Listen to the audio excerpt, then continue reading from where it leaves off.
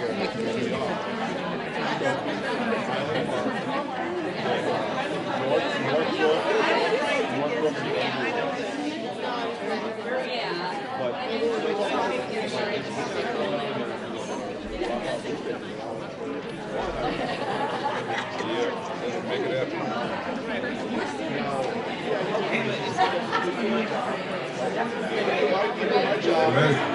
afternoon.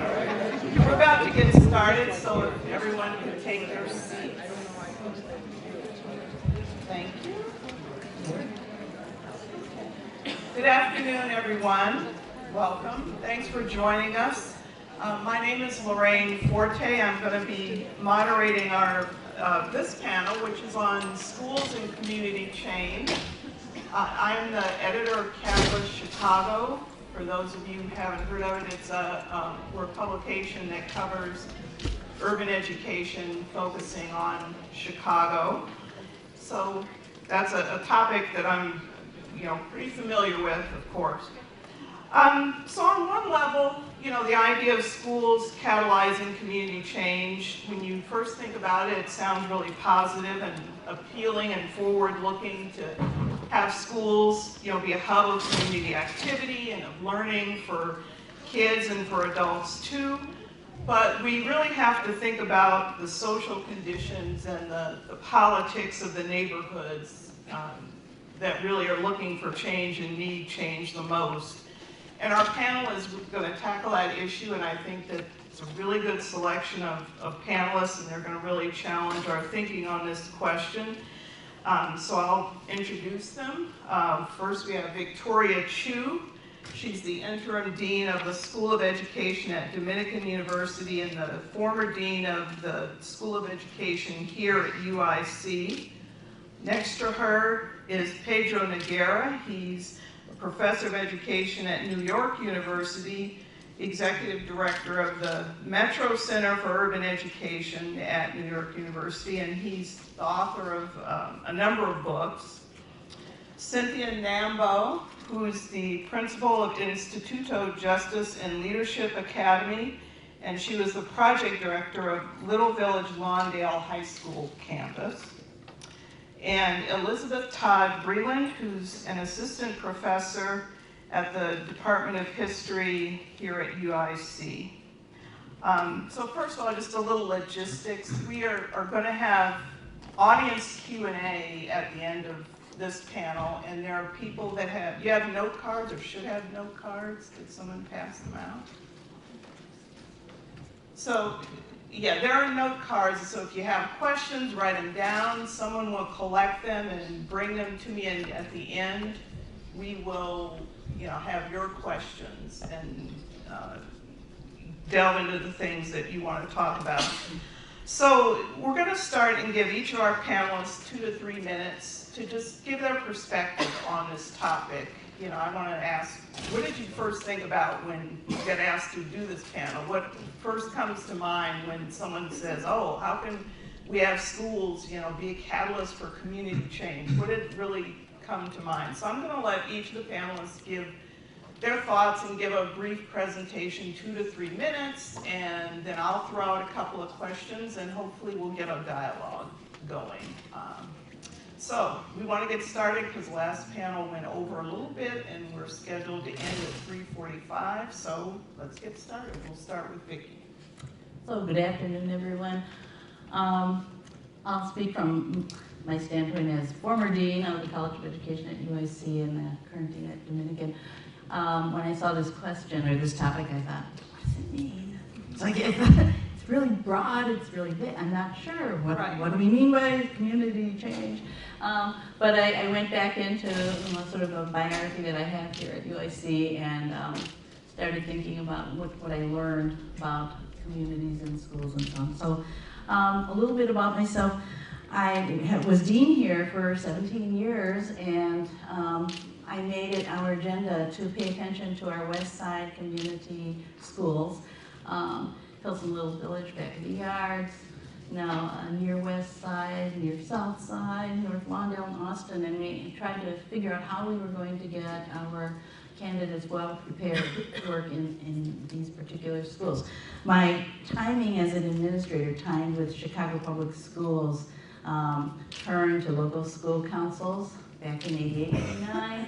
It overlapped with the mayoral control of the Chicago Public School system, all the way through the Renaissance. We made it through Renaissance 2010 and the CHA Plan for Transformation and so on. So there was a lot of interlacing of what was going on in Chicago and what was going on with the work we were trying to do in schools. So I was witness to some interesting events. One of the projects I worked on was called The Nation of Tomorrow. It began in '89. It was rested in 4 communities: Austin, Englewood, Westtown, and Pilsen. And what we did was this, took a school in each community and then tried to build a whole school, set of supports for children and their families in the schools. That's one place where I learned a lot. Another place was when we were given the opportunity by Arne Duncan to take over the National Teachers Academy at State and Cermak. It was a school that was designed to be what we call a professional development school, which supported the preparation of teachers, but it also was intended to be, or at least we turned it into an idea, or we helped advance the idea of this school being a community school that served all the families and children in the Harold Ickes and Hilliard public housing communities. And so what we had was a 3-year experience there, learned a lot there as well. And I guess some of the things I learned from these experiences were that there are often external events that take you far away from your goals, things that you don't have control over. So for me, the CHA Plan for Transformation was a huge problematic, I think, set of events that we had to deal with. One being we were trying, on one hand, to get teachers prepared for West Side schools, and for your South, and right along the corridors where we were prepared, where the schools were, where we were preparing, were also the folks who were trying to close the schools. And so what we would do is we get our teachers placed in the schools and taking jobs and staying and sticking, and then a couple of years later the schools would close. And this was a recurring issue for us that we had to deal with, not under our control. We learned to find our ways to certain tables and try to influence decisions, but there are some decisions that are going way, way above one. Another I think we learned is that some of the, if the school and the community are one and the same, and then people are of each place, that's one thing. But in many schools we worked with, the school staff and the faculty and staff themselves were not of the community and were very, very distant, as are sometimes our own faculty, from the folks in the community. And so when you're living from different perspectives, it becomes a very tough challenge trying to get schools catalyzing community change. And what a presumptuous idea that is anyway. The third thing maybe I'll say is that it is very presumptuous to think that a school in and of itself can catalyze giant, large-scale community change. You can talk about the community of the children and families of the school, but then there's the issues. If you're thinking outside those boundaries, then you are one of many allies working together, and you actually need a much larger presence of folks and organizations. Okay. Pedro? So let me build on what Vicki was just saying, because I think that if schools are to play a role in revitalizing communities, then we have to think of different policies that would allow for that to occur. Because right now, I'd say our policies actually reinforce inequities and contribute to schools that are failing the communities they serve. So throughout the country, it tends to be that in the poorest communities, we have the worst schools. And that's, some people then start to think, well, that's because of who they serve. Say, no, it's because of how they're served. Give you that contrast. One of the best hospitals in New York City is Bellevue Hospital. It's one of the oldest hospitals in the United States. It serves the medically indigent, many of whom are mentally ill.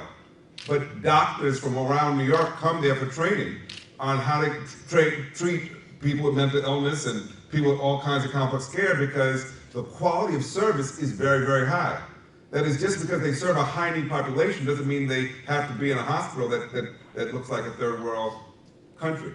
Right? So that's about policy and whether or not policy is directing resources to schools or the opposite. Now, you've seen the opposite here in New York and in Chicago, where they've been closing the schools in the most disadvantaged neighborhoods, which is a way to accelerate the decline, because in most communities, our schools are the most stable institutions, right? When the banks leave, everybody else leaves, the schools are usually still there because, unlike them, schools have stable funding.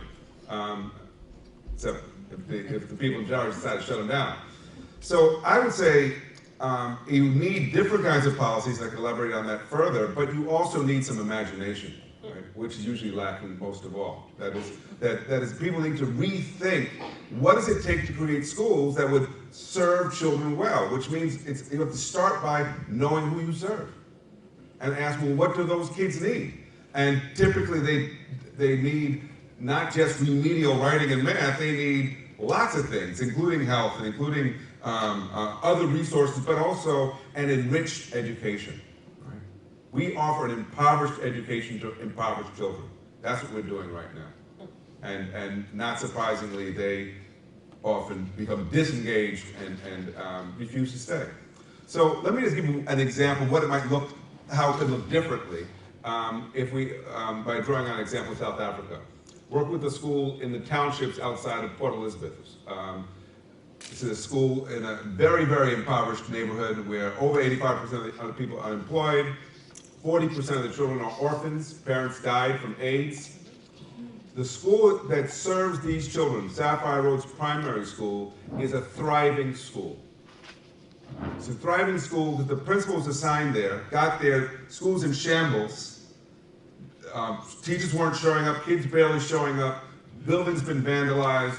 He decides to hold a Thanksgiving party for the school, right? And that was to thank the community for their support. So people came because he provided food, and they thought it was funny. Why are you thanking us? He said, because the only way this school is going to improve is if I get your support. So I'm thanking you in advance.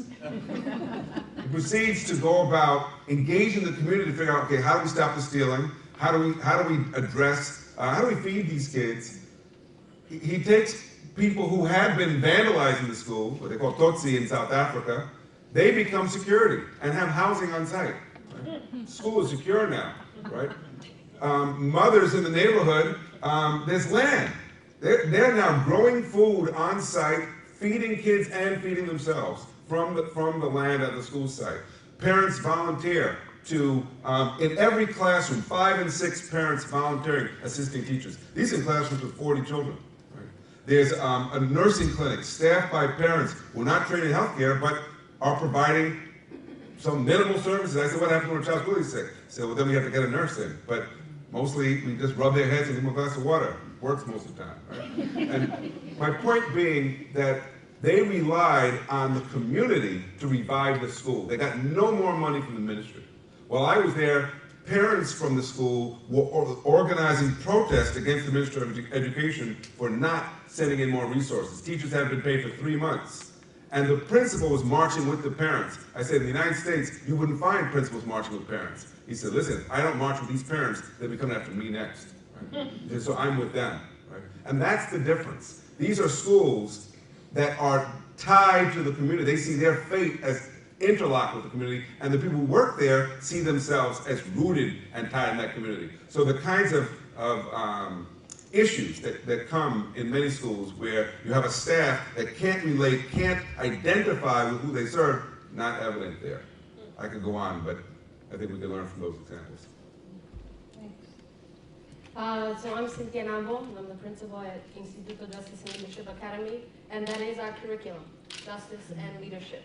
One of the things that I want to frame, right, is that Chicago is very segregated. I've lived almost in every Mexican neighborhood you could think of. Southeast Chicago, Bryn Mawr, Little Village, Pilsen, off the 290, which is like Little Claremont, and there's a little Mexican town right there. And so, you know, I kind of lived in the segregation, in Chicago, and it still continues even though we have the facade that it's blending. And so this is what our students see every day. They cross boundaries in that sense. And so one of the things that's really important is I didn't understand that I was poor, per se. I didn't understand I understood that I was lacking things, but I didn't understand that that would stop me. And so going to the university and like, you know, I was skipping down the quad. I'm like an 18-year-old skipping down the quad saying, oh my gosh, like I'm here. That feeling fuels me. And that's the feeling that fuels the staff at our school. And so one of the words that I'm gonna give you, and then I'll go back to it after some specific examples, is passion, practice, justice practice, and dignity. And so what does that equal? It's something that we call Latinos ganas. And that's what we are trying to teach our community. Our community has it. However, systems keep shutting it down, one of them being the schools. And so in English, that means audacious hope. Like, no matter what's in front of you, no matter what's happening, I mean, someone may be getting shot. You may not have the resources you need. You may actually have two-parent household and they're supporting you, but you see yourself not in the media. And so those things are the things that fuel our curriculum, and we embed it in our curriculum. So some of the things that I want to point out is like, how do we create a methodology of audacious hope, right? How do we unpack the passion and the community in our teachers? And in our school and in our instituto is actually a larger organization of adult education in the community. And then we have two schools, one being a science school and then my school. And so how do we build that? And we all call each other educators, everyone, even the people who clean the plantel, that clean the campuses. They are also educators, and that's how we treat each other, with that dignity. And I think that's a word that we say and we throw around, but we don't necessarily have a methodology around it. And so, you know, I'm gonna give you this kind of story, and then we can go on to more specifics. But this is kind of the methodology of Audacious Hope. So I was on 26th Street, at what maybe some of you know, Discount Mall. It's a little area, and so I was going in there to wash my clothes, and I see these guys, and they're all tatted up, obviously a part of the King organization. And, I know, right? And I was just like, oh goodness, I really don't want to be here. It's just, they're loud, they're like swearing all over the place. I'm going to avoid them, and I'm like avoiding them, pretty successfully. Then I go down a hall, one of the aisles from the washing machines, and I'm, this guy's like 6 feet, like 250. I'm just like, oh, here we go. And he looks at me, and I look at him, and his face softened. And I looked, and I was like, why is he looking at me like that? And I saw his face, and I was like, oh my goodness. I was a counselor at a school, and he was in the foster home, and I was one of the crisis workers. And he was 12, and he was beaten by his parents. They took him out of the home, and he used to beat his own brothers and sisters. And we developed a really good relationship to the point where he, like, on Mother's Day gave me a card. I was not a mother yet. And I just felt that connection. And that's the piece that I knew that already. I've been working in the community for a very long time. However, I was still in a bias. I was still, perceiving that there was no hope in that young man. And when he softened, I just knew that I had to figure out the methodology of getting past that, and that how we have to get past that with all of us. We need to stop looking at each other through what is the narrative, right? And we need to stop the systems that perpetuate that. And where can you do that? But in a school. And we need to go back to the civil rights movement. We have to go back to self-determination, economic, political self-determination, and schools were a part of that. And so that's where I feel, when I heard that the catalyst, I said, here we are, we're here, how are we gonna make it happen? So I really would love to engage in that dialogue with you and be a partner in this work with you. Thanks. My name is Elizabeth Todd Breland, and I'm a historian. And I feel like, so my colleagues are like, why have a historian on the panel? But I actually think that on the issue of education reform, it's very important to have the historian in the room, because I think so often what happens, particularly in education reform circles, is that we continue to search and to try to fix and fix and fix with very little attention to what's come before. So when I first saw the topic, I'm actually going to speak historically for a moment about this idea of neighborhood schools.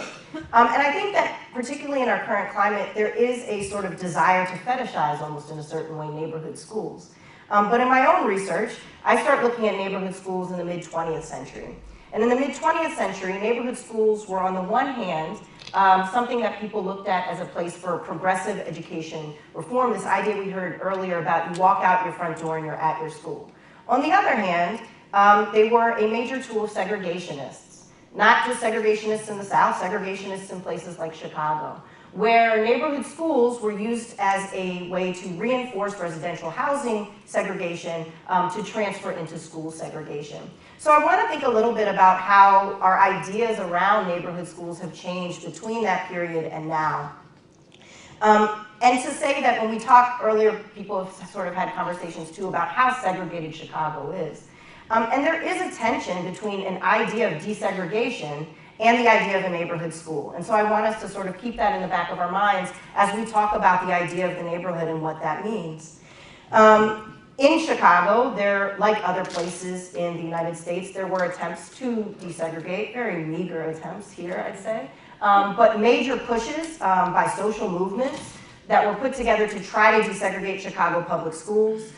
There were small incidents of attempts to bus students from one place to another, but they were actually opposed, and these were primarily white and black populations, and opposed by both white and black parents. And white parents often, or groups of white parents, I should say, opposed busing because they didn't want black students to be in their schools. But black parents were also opposed to busing because it was often only one way. So black students will go into largely hostile white schools, but no students from white communities would be coming into black schools. And so from this point, you see the birth and growth of movements for community control. And so a lot of, when I listen to the work that Cynthia's doing and others like her, and she's not alone, and I think those stories are often submerged. But it sounds very similar to the work of community control advocates in the 60s and 70s and beyond, who really work to make schools spaces of community. And so when it comes to the question that Lorraine posed about sort of the ways that schools can catalyze community change, I think community control forces us to turn that question on its head.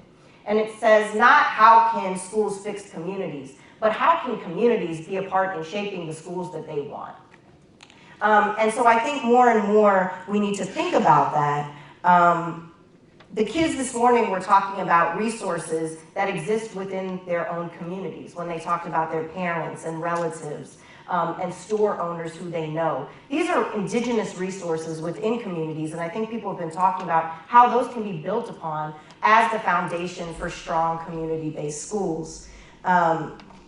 But despite that, we are still, at this point, 60 years after the Brown versus Board of Education decision, and we still here in Chicago and elsewhere are in separate and unequal schools. And I think that's something that we need to continue to have at the forefront. Largely, the idea of desegregation is off the table, and I'm sort of ambivalent about that, to be honest.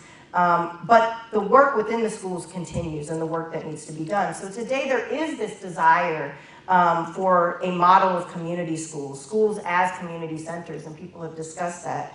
But in addition to building on these indigenous resources, using them to shape schools, there are vast resource disparities, and those need to be addressed forthright if we want to have equity, and have equity be a guiding principle in how neighborhoods, and particularly disparate neighborhoods in different parts of the city, racially and economically isolated parts of the city, are being served. There's been a lot of talk today about investment and disinvestment in particular communities, and we see this acutely within the schools.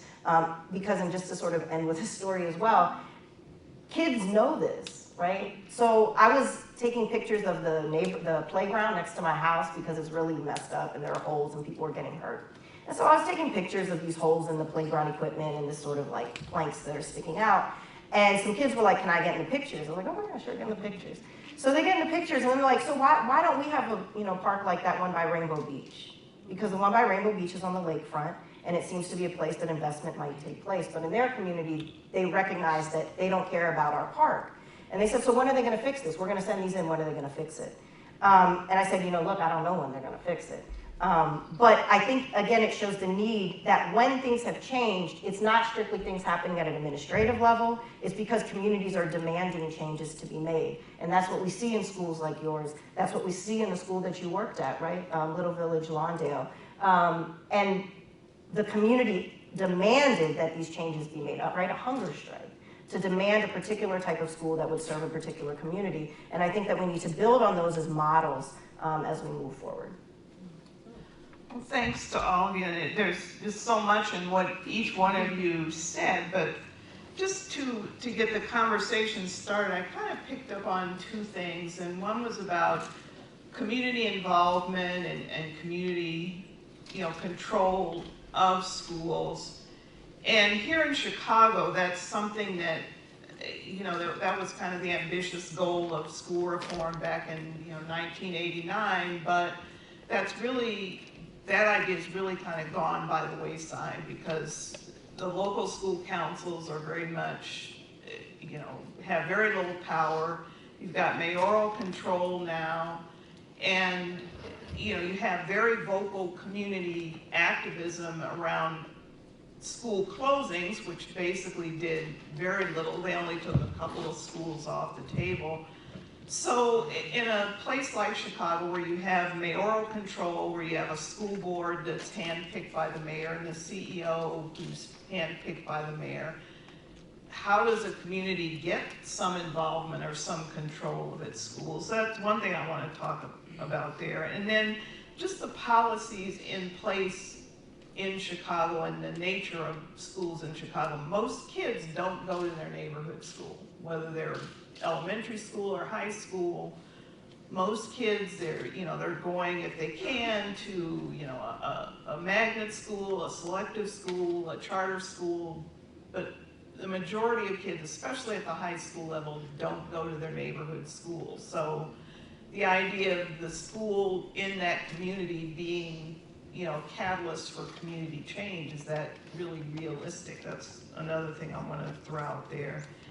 And then the policies in Chicago, where we just had dozens of schools in poor Black communities close last year. And the policies are to close schools that are considered failing and open new schools, turnaround schools, charter schools. So that, again, the idea of community control or input into school decision making is just kind of, non-existent, really. So in an environment like that, and in a city where it is very segregated, racially and economically, how does this idea move forward? I know that's a lot, but I don't know. Who wants to just poke in one. Poke in one, which is, please. on the one hand, I see folks starting independent and private schools of their own, and that's one way out. The other is that I think our best bet at the moment is to work through the principal, and because the principal at least has more control over his or her school, can cover more, can keep things under the roof more, so to speak, than even at what we call in Chicago the network level or the chief's level or higher up. But it's not a total solution, but it does give some autonomy that isn't available. Yeah. And then just to interject real quick, again, the working through the principal sounds good, but then you have a lot of schools that are failing where CPS can just come in and say, we're moving you. I mean, that happened just this past week at Marshall High School, a school that's been doing poorly for years. Had an interim principal who'd been there for a couple of years, and the teachers liked her and the communities liked her, but they're moving her somewhere else, and just it came out of the blue that the district was moving her elsewhere, and the school doesn't have any say over that. So it's never been so difficult. I think that's one thing, trying to be a little half empty, half full, right. It's half empty, but right. it's a tough one.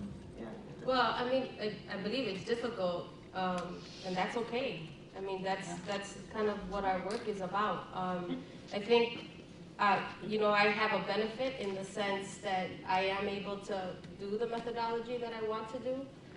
with teachers, and it was co-constructed with teachers, and it's been co-constructed with students, but I also did it at Social Justice High School as well. And so you start to train them, right? You train, you know, we keep talking about we want our young people to make the right decisions. We want them to have critical thinking skills, and then we totally simulate it out of things that just are not even real sometimes. So we've had our students create town halls, right? And they want to discuss certain issues. And that's at Social Justice High School as well as in the school I'm at now. They changed the uniform policy. And so we had them come in. They had a protest for me last year. And I knew one day that would happen. And I expect that, right? It's not to say that I was totally calm, right? I mean, I was calm. But, you know, I was a little, you know, there were butterflies inside. Where's this going to go? But what I had to trust was the methodology. And so competency, we work out of competencies. And Isaiah Thomas was talking about, like, it's about love, right? It's about compassion. It's about humanity. And so a lot of people in the room are like, yeah. And some people are like, you crazy? Like, what is that? They got to learn their academic skills. Well, they both happen at the same time, and if they don't happen at the same time, then neither of the two happen well. And so I'll give you an example of our competencies. One is called Discipline for Freedom versus Punishment, and it's based on research. So if you want the article, let me know, I'll give it to you. And Jeff Duncan Andrade, who's out of the University of San Francisco, I studied that research and then more. Angela Valenzuela, who has done a whole lot of work on methodology, pedagogy of love, right? I mean, those are the things, you know, it sounds fluffy. It sounds really fluffy, doesn't it? I bet you're all in, what is she talking about?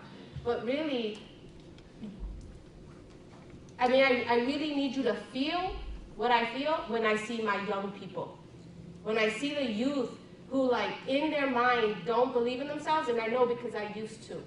And I would see how people would look at me, but not look at me like I wasn't there. It actually still happens. They don't even know. Once I open my mouth, they're like, whoa. You know, like, I didn't even believe that could come out of, you know, your brain and your intelligence. They are intelligent. They are intelligent, and we need to have that hope and that methodology, and we incorporate it into our curriculum. And so we don't have grades. We have competency-based feedback books.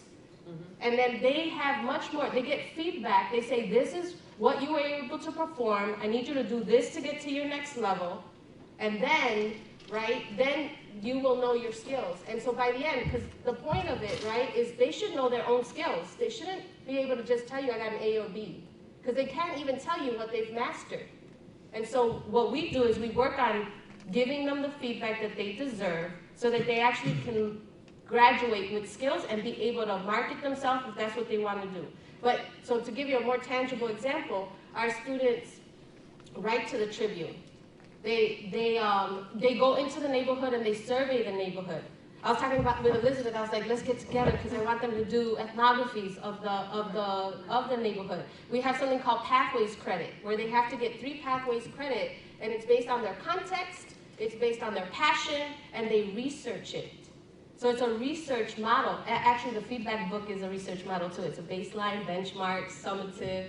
It's a really wonderful way of, I mean, we talk about what our students need, and we're trying to practice it in our school, and I want to get back to the craft of teaching and the craft of community building, because that's what people used to do to be able to raise their community to another level. And that's some of the things we need to start to get down to a practical level.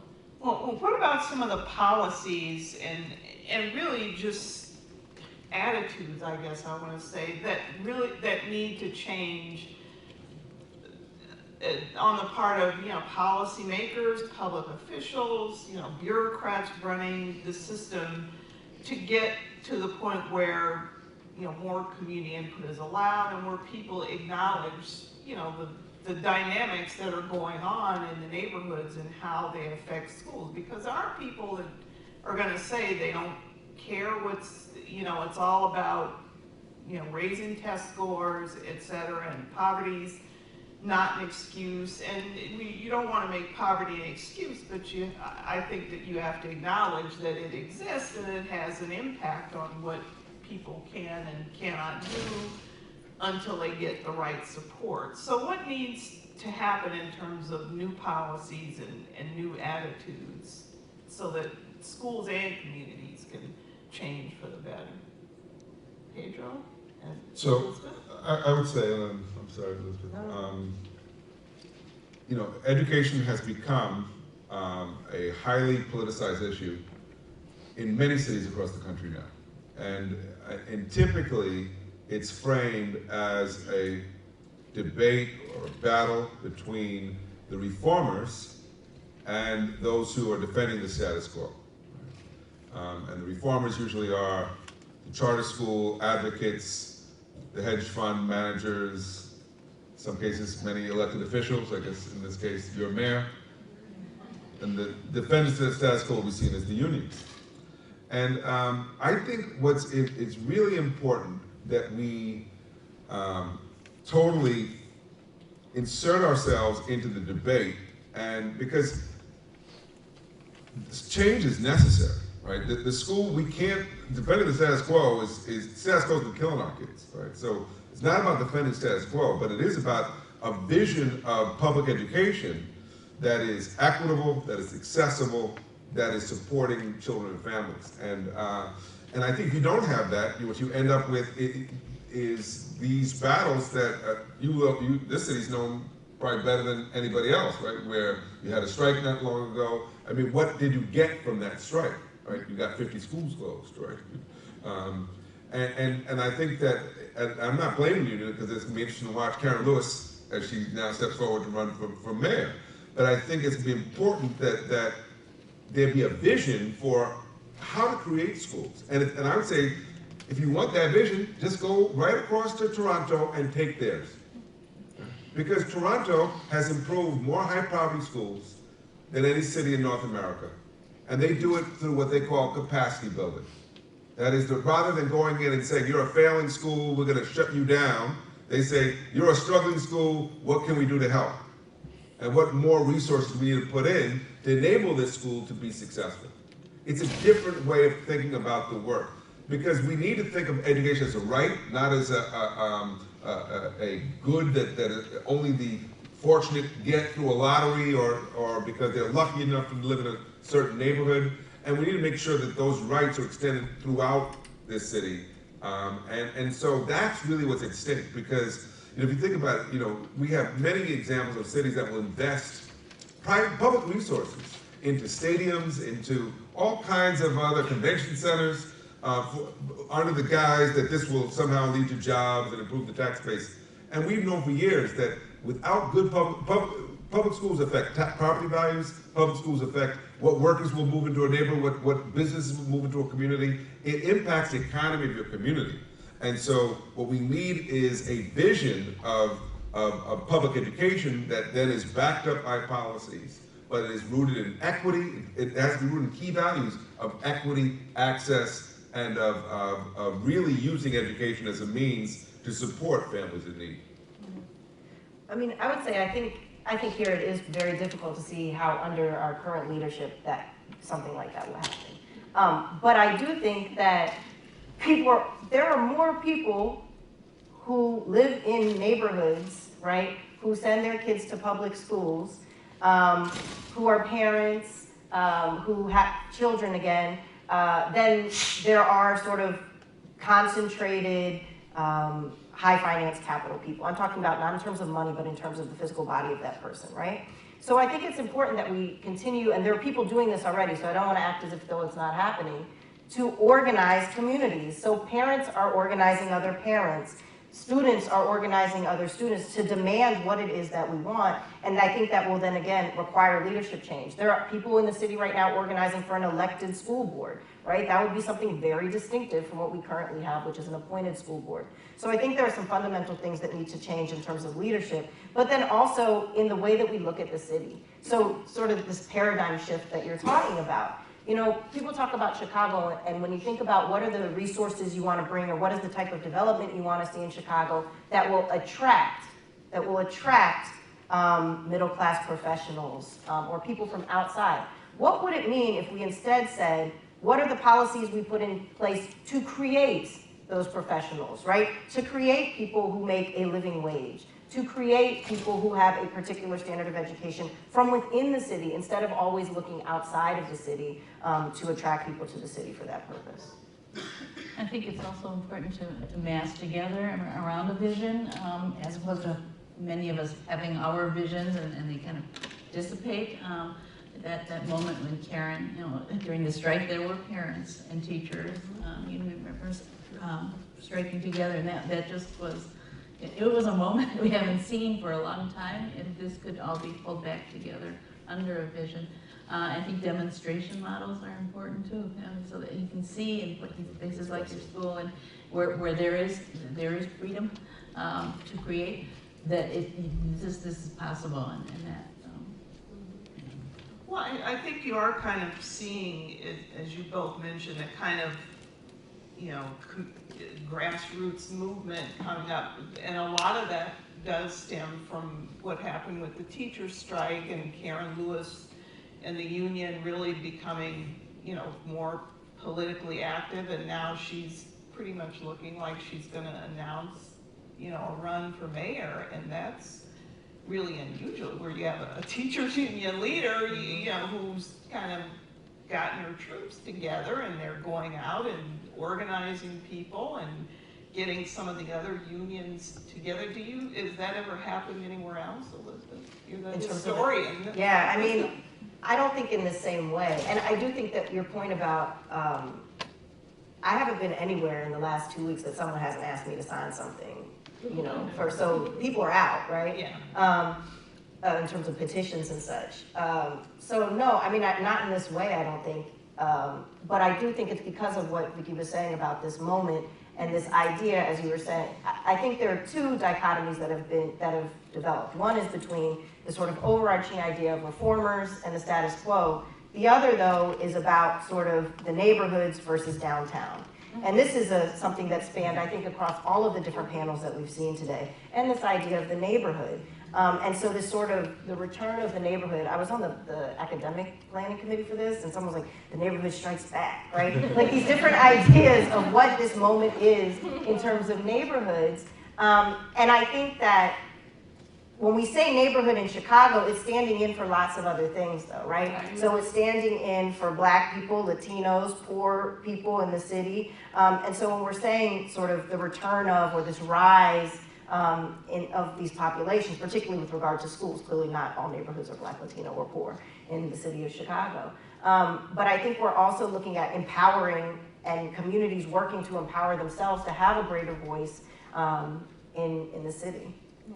But one of the things that I've noticed about this, and then this kind of emerged during the strike too, was where you had not only the poor, people of color whose schools were, going to be closed, because even before the strike they knew that they were going to close a bunch of schools, but you had middle class white families from the north side who are angry because, their neighborhood school, which was good, was losing money. So you had a kind of different group of people coming together in that sense. Well, schools are these really interesting institutions, and I think that's what makes them so interesting as sites for political activity, because they're not strictly bureaucratic spaces, they're not strictly community spaces, but they're spaces where people are interacting. And outside of, unfortunately, in many communities in the city, the police, they're the state institution that people interact with the most. And so lots of people have a stake in them and care about schools. And again, I think that's why they can be these sparks and sites that generate coalitions that may not exist around other issues. Right. Cynthia, when you talk a little bit about the hunger strike that led to creating Little Village High School, because everybody in here may not know that story. Yeah, let's see if I can remember. And I wasn't around in that point of, well, I was around when I was pregnant. So at that time there was money that was apartado, which was designated for that area for a high school. And so, you only had Farragut and maybe Juarez, right? But in that area it's mostly Farragut, and otherwise you were kind of doing the brain drain, right? They would go across the city to other schools, they would use other addresses, or go to a magnet school. And so all of a sudden this money disappeared, and actually mobilized through block clubs, which is actually another kind of concept that actually Cuba uses and other Latin American countries do. And these block clubs used to really get into the issues of education, and the organizers were talking about, well, what's going on in the neighborhood? What do you need? And so they advocated for this money. I think it was Sonia Silva, right? When she was at the state level, and they were saying, wait, we were supposed to have this money. And some people in the audience can help me with some of the details as well. But you know, they said, where is this money? And so then they started to organize around that and to find out what happened, and it kind of just disappeared. And so then there were a lot of the moms through this organizing effort, looking, asking for information, Freedom of Information Acts, and they couldn't provide anything substantial in terms of that money.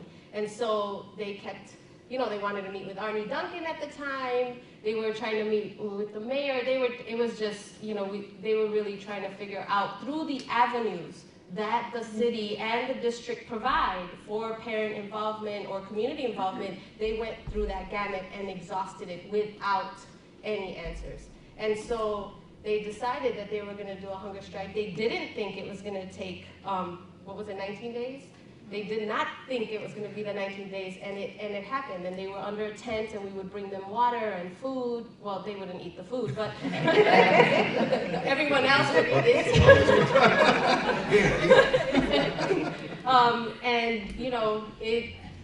It held 19 days, and then it was, I think 2001, 2002, and they finally said, oh, the money appeared, and we're going to build the school. And then they prepped the land, and then that's when I became more involved because I was having a child, so I left teaching for a little bit. And then we had community committees. And so then through these community committees is how we were able to actually win. I think we were the first, at that time, what was it called? The Transitional Advisory Committee, TAC. But we were already organizing as a committee. But can I say something? Because I visited that school last winter, and I met with kids, and almost none of the kids I talked to knew that history. Mm-hmm. And so here you had this major struggle by the community to create school, and I don't want to castigate the people in the school, but I don't know if that school lives up to the vision that those parents had. Well, and that's the other piece.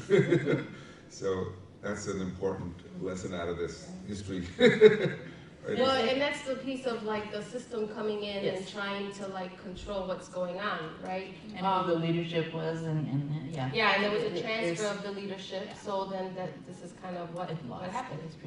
Yeah, I want to go quickly to something that was in your white paper, Pedro, about what happened in Tulsa Union, Oklahoma, because I found that really interesting because of where it was and what happened. Talk about that, what happened with the community school movement there, and especially with it being, Oklahoma, red state, Republic, so I found that really interesting. So, we're going to go questions from the audience after that. In the paper, I show the contrast between the New York reform strategy, which is a lot like the Chicago strategy, except we closed more schools, 160 over 12 years, versus Tulsa Union.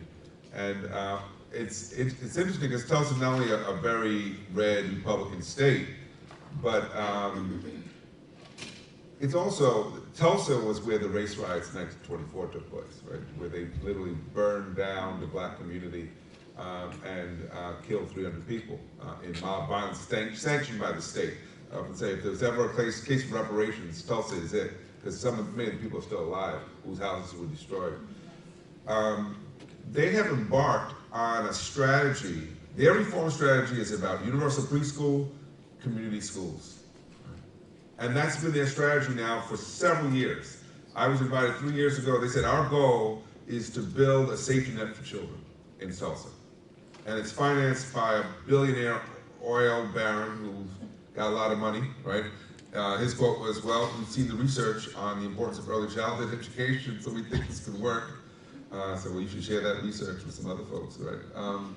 But what's interesting about it is it's not simply a top-down strategy because there's a lot of community engagement through these community schools.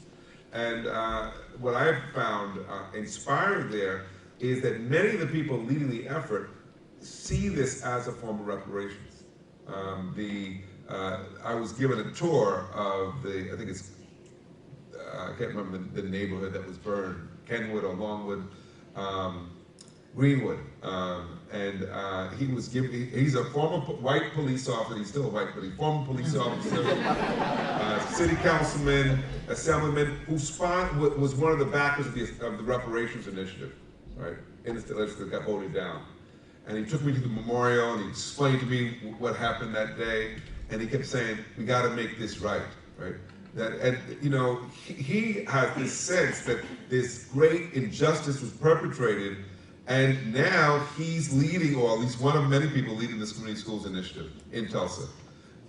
And so from a historical standpoint, I think there is an awareness that school reform can't just be about raising achievement, right? It's got to be about much more than that, right? And that's what I mean, when we're talking about a larger vision, that's what's lacking in most of the communities right now across the country. We're only focused on test scores. I said that was really a barometer for how well we were doing, and we're overlooking all the other things that we know children need. And Tulsa just is showing that even in a Republican-led state and city, you can end up with a very different approach. I'm going to go to one of the questions from the audience. This morning, the Urban Land Institute discussed the importance of schools in supporting housing development. What can we do as advocates to be a part of this conversation? So I guess what advice would you have for people who want to be involved, not just in, creating better schools, but, community development in general? What can they do to be part of this conversation, especially in Chicago where everything is so political? I mean, does it take the kind of, extreme action like a hunger strike or, a teacher strike? Is that really what it takes in some cases to really force the kind of change people want? Maybe it does, I don't know. I would say yes and no, right? One, if that's what's needed at that point after exhausted efforts of whatever is in place. However, I think that there's, those chunks of really targeted, disciplined time that you're working on something over time. And so one of the things that really kind of stuck to me when I was growing up and starting to see the inequalities much more clearly that I didn't understand before was that we need our own plan. And that's how I see our young people in our communities is we're going to train them to have a plan. They will have engineering skills. They will have high-level mathematician skills or statisticians. We will have doctors. We will have policymakers. And that's how I see our youth.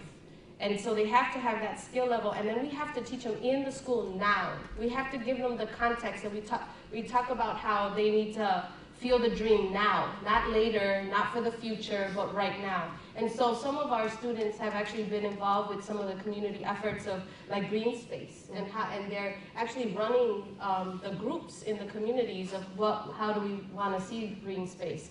And I just spoke to someone with Greater Cities, and we're going to try to hook up our students to start having the participatory budget meetings and start being a part of those. Yes, I know, isn't that awesome? And then I just, thank you for that question, whoever asked it, because now it sparked in me something to think about in terms of community development initiatives, and how do we get our students involved in those? Because they actually don't see themselves in those spaces. And that's also another thing that we talk to them about is they are scholars for transformation, and they are the agents that will transform space.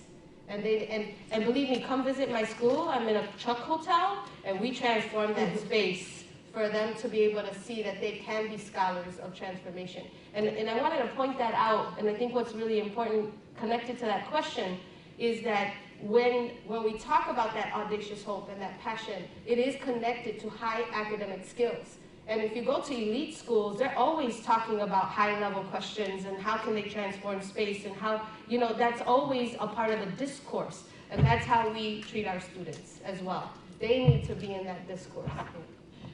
Yeah, go ahead. I was just going to say that I think one of the things it brings up is that and I think you said this maybe in the beginning, Vicki, is also the limits of what schools can do, right? And so the need for education to be in conversation with all of these other areas that we've been talking about all day, and that these have to be coordinated efforts.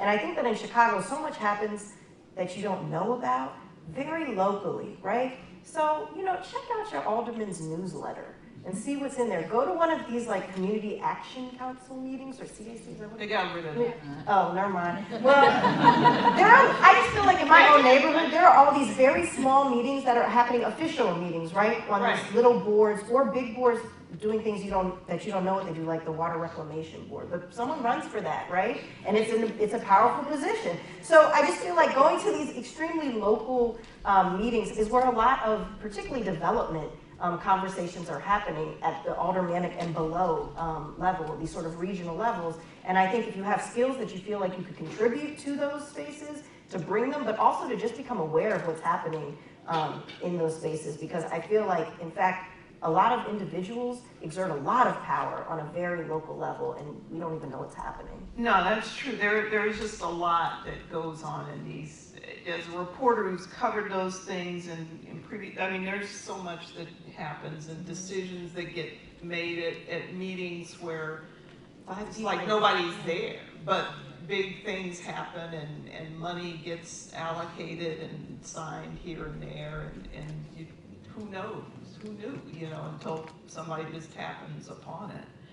I wanted to circle back to something because, Cynthia, you mentioned about academics, and I want to ask, what happened just to go back to Tulsa real quick, what happened academically there? I mean, Cynthia, you talked about what happened at your school. What happened at the schools in Tulsa where they took this kind of community schools approach?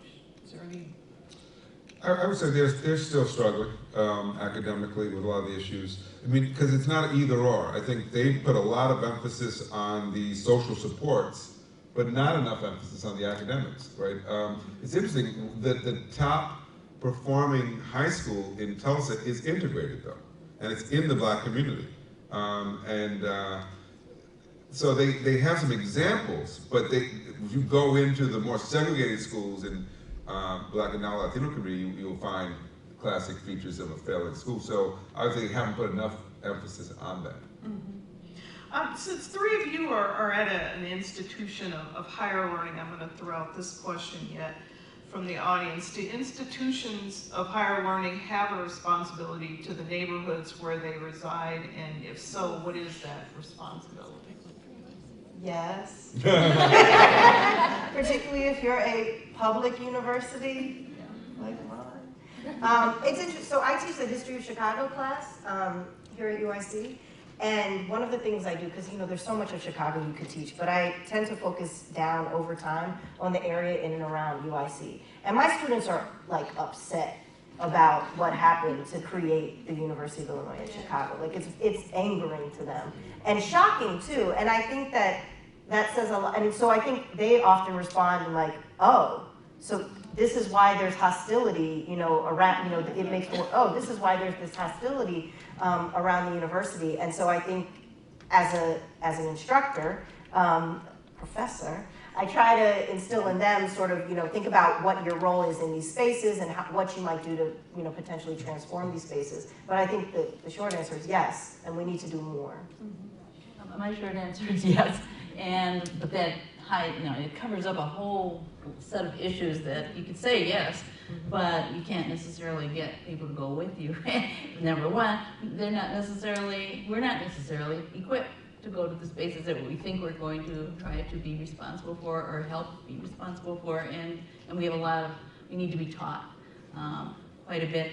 Right now, I'm deaning at another institution that's in a suburb that's doing fine. I don't know if I feel responsible for so I think it depends on the neighborhood, the neighborhood. And what the issue the is. needs are, yes. Let's see. Well, I'm going to throw this out there because this is such an issue in Chicago. How do you see charter schools, whether nonprofit or for-profit, fitting into the public school system? Can they force general improvement, or will they merely draw limited money away from an already declining system? And do they really create more choice when they can expel or put out non-achieving students? And you know, that's a question that gets talked about so much in Chicago. I mean, is there a place for charter schools? And if so, you know, should they not be allowed to be for-profit? Should they be just strictly nonprofit? What limits should there be on? What are your general thoughts about charter schools, and in particular, how they can affect the community around them and not just the school system? I'll offer, I mean, I was just checking, she said that your school is a charter school, right? It's very important not to generalize about charter schools. There are the neighborhood-based charter schools. There are charter schools that are serving kids that the public schools have not served well and offer them a kind of alternative. Mm-hmm. Then there are the high wealth KIPS, right, that have a different strategy. So you have to be careful not to generalize. The big problem with charter schools right now is the lack of policy guiding so there's no transparency. There's very little accountability, either on what happens to kids in those schools. And the idea that we would use charters to revive the system has been lost, because we have a competition set up rather than a collaboration, right? So I can name some very high performing charter schools in New York City that are in the same building as low performing public schools. And there's no conversation amongst the educators about what you're doing. And so I would say we need the flexibility that charters provide. I'm sure that's something that gives you an advantage in serving your kids that public schools often don't have. But then we need to make sure there's accountability, and that there is in fact some learning across schools about why it's working for you. Why can't we do what you're doing elsewhere? So let me add to that conversation. So I think you're right. There's a diversity of charter schools, if you will.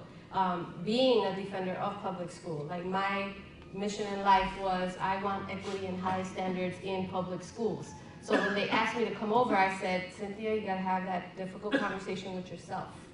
Like, what is this gonna look like, right? What impact is it gonna have? And yes, some people will use our charter schools, because we have two.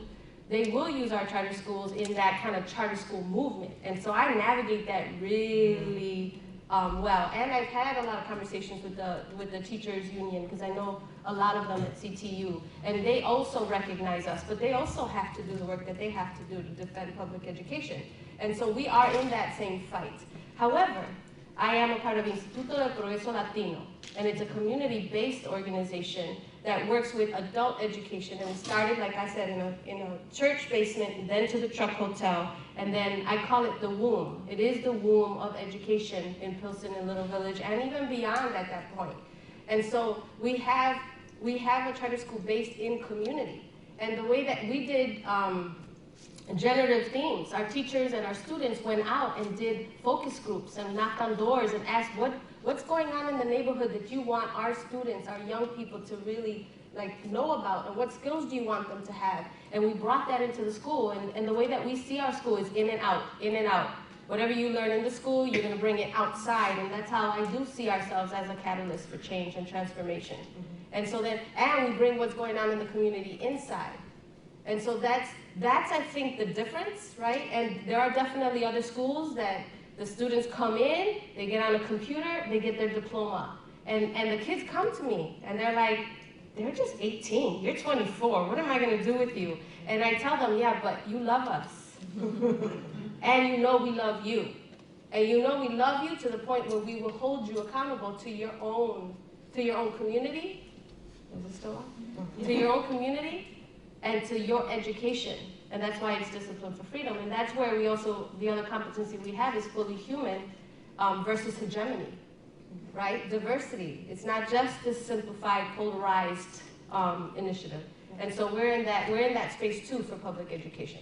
I'd agree as well that, I think I would never want to disparage the work that Cynthia does, but I think there's a difference between sort of celebrating the work that you're able to do in your space and understanding what charter schools do to the broader system of public education.